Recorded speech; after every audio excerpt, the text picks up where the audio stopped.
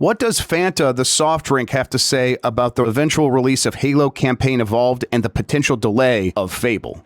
What does this big, dumb, orange Halo armor say about when the game is coming out? Well, as always, if you follow the Fanta, as some intrepid investigators are doing on Reddit, you might be able to narrow down the release and launch window for the upcoming Halo Campaign Evolved. A poster on there was able to figure out, sort of through circumstantial evidence, that the potential release for Halo Campaign Evolved might be this summer, and that's because the code that will come with cans of Fanta to redeem that fantastic Spartan orange armor, well, they say it's going to be redeemable at launch, at the launch of the game, and that campaign is beginning this summer. As this poster points out, as Microsoft and other soft drink corporations have done these deals before, they usually last for about 2 to 3 months. So the idea that this code is going to be redeemable at launch, that's not just filler. They're using that language very specifically. They want you to know when you're going to be able to use it.